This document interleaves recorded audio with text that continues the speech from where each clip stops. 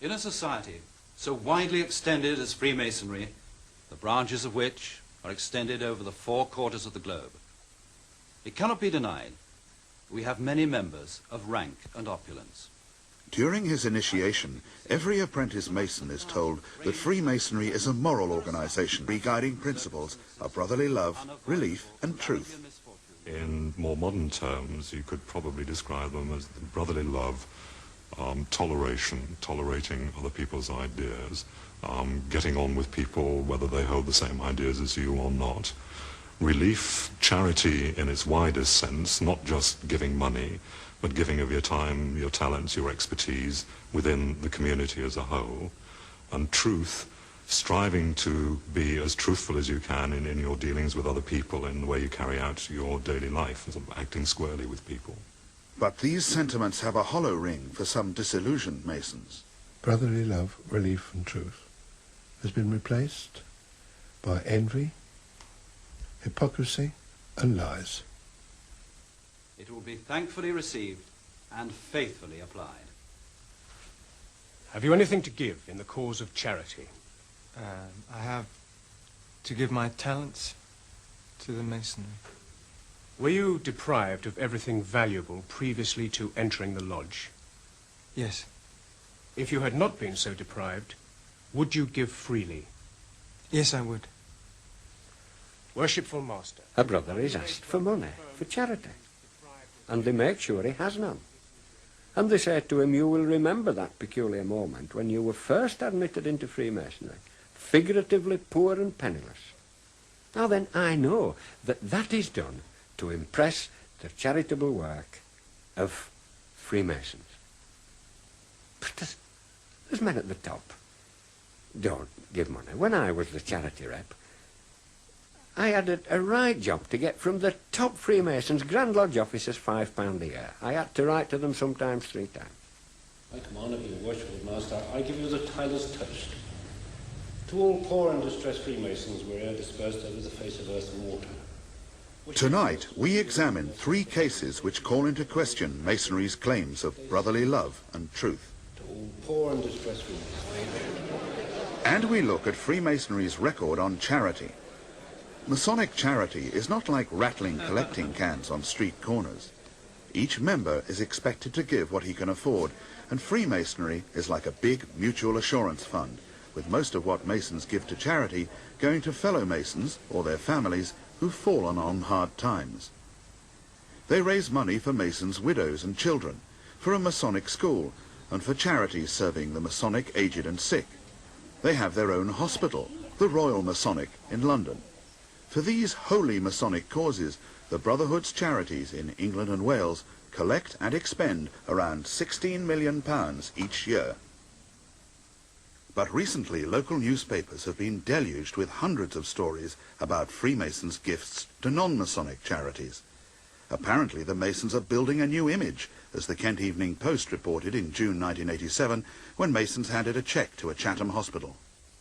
Masons have been told to build a new image and go public on some of their good works. Increasingly today, Freemasonry gives from the money it raises to non-Masonic causes. This minibus was presented to help the aged by Masons in the... Armed with their own public relations video, rank-and-file Masons now emphasize a new outward-looking image. Freemasonry in this country and throughout the world has done a great deal towards the community, and no more can this be seen than in the question of the amount of money that Freemasonry gives to charities which have nothing whatsoever to do with Freemasonry. As you will know, they've given £250,000 to the Great Ormond Street Appeal. But we've discovered that of every £20 collected and spent in 1988 by English Freemasonry's national charities, £19 went on Masons or their dependents and just £1 to non-Masonic charities. Out of a total of £16 million, only £800,000 went to other causes. So despite their new image, the brethren, it seems, still prefer to look after their own. The Masons have been cleaning up their image for a more particular reason, to fight mounting opposition from Christians. In 1986, while a Church of England inquiry was trying to decide whether Freemasonry was incompatible with Christianity, the Brotherhood announced it was giving sums of £5,000 to Salisbury and 3 other cathedrals. Since then, many more cathedrals have each been given £5,000.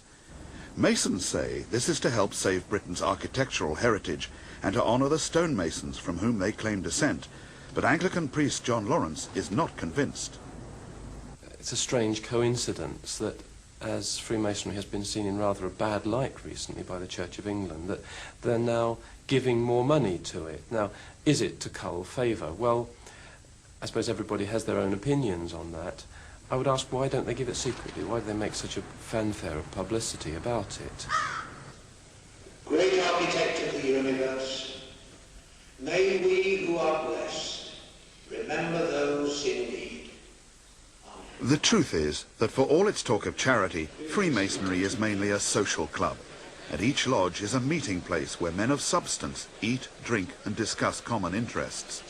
At local and national level, they probably give an average of £10 a head to non-Masonic causes, but this pales into insignificance compared with the hundreds of pounds each Mason spends every year on Masonic wining, dining and dressing up.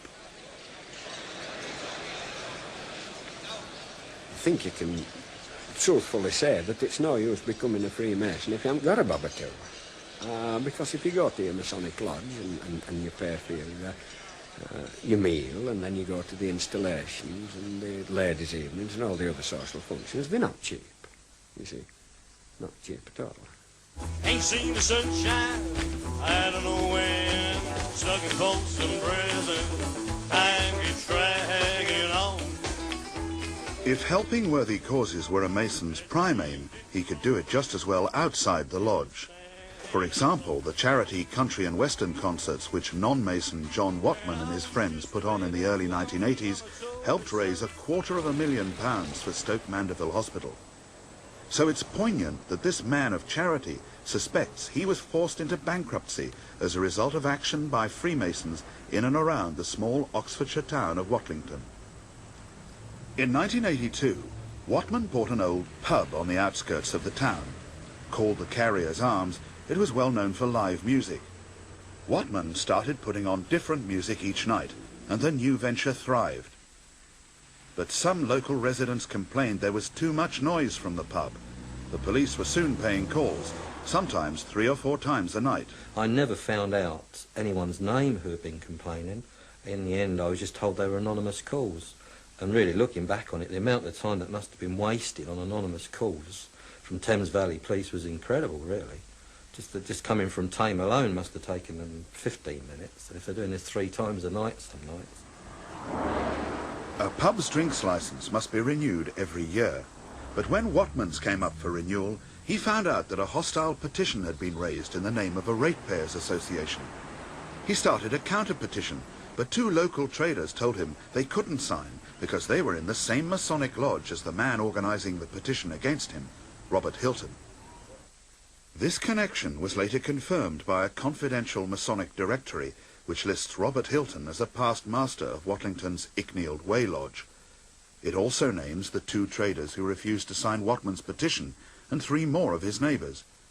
Mr. Hilton says he organised the petition on behalf of other residents, not for himself, and denies that Masons were ganging up on Watman.